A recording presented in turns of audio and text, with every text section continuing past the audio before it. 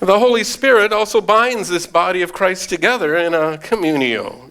Augustine loves to run with the Pauline imagery of the church as the body. A body, of course, must also have an animating soul to be truly alive and not just a corpse. So the soul of Christ's body, Augustine says, is the Spirit. And this has implications, of course, for the communio of the body. And this is our quote here from Augustine. Our spirit by which every person lives is called the soul, and you can see what the soul does in the body. It quickens all its parts. It sees through the eyes, hears through the ears, smells through the nostrils, speaks with the tongue, works with the hands, walks with the feet. It is present simultaneously to all the body's parts to make them alive. It gives life to all, their functions to each. That's what the Church of God is like. In some of the saints it works miracles, in other saints it proclaims the truth, in other saints it preserves virginity, in other saints it preserves married chastity.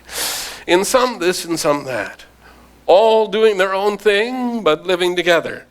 In fact, what the soul is to the human body, the Holy Spirit is to the body of Christ, which is the church. The Holy Spirit does in the whole church what the soul does in all parts of one body. But notice he says what you should be aware of. But notice, what you should be aware of. See what you should notice. Notice what you should be afraid of. It can happen in the human body, or rather from the body, that one part is cut off. A hand, a finger, a foot. Does the soul follow the amputated part? Well, when it was in the body, it was alive, cut off. It loses life. In the same way, too, Christian men and women are Catholics while they are alive in the body. You could say Catholics or Orthodox. Cut off, they have become heretics.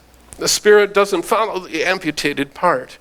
So if you wish to be alive with the Holy Spirit, hold on to loving kindness, love truthfulness, long for oneness that you can attain to everlastingness.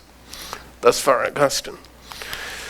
So the fathers understood that there was no Communio Sanctorum apart from the Spirit.